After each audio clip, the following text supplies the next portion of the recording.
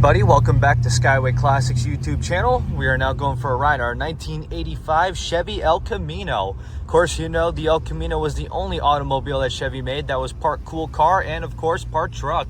Going to the one we have here featuring that wonderful, probably basically flawless black and silver and with a red striping two-tone three-part exterior.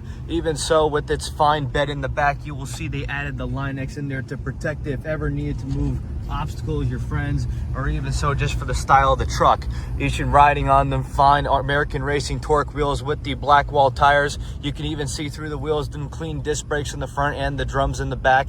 But even so, just the style of the exterior was a perfect addition from the early on times to the 80s models like you see here, which as we move on to the inside, you will see it does feature a full-on gray interior, full-on cloth and part vinyl bench seat here with the fold-down armrest. It does feature the automatic on the column, even so with our needle gauges looking through right there. But even so, as we look at it a little bit more, you'll see they even added a little dash mat along the top here to protect it, especially from the hot heat sun of Florida.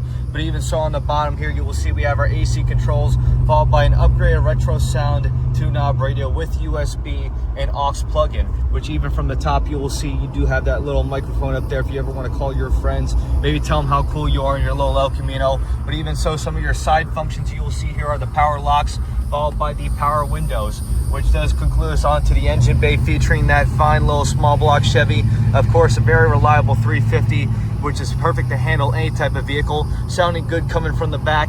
But even so, it does feature the power steering, power brakes, and of course factory style AC, which as we're cruising right now at a nice little 20 miles an hour, she's handling pretty good. A little bit of a purr to the back, but of course a quiet, nice, settled ride, which as for now, we can give you a little bit of a brake test, show you how fine the brakes are. And right there, it's as good as that.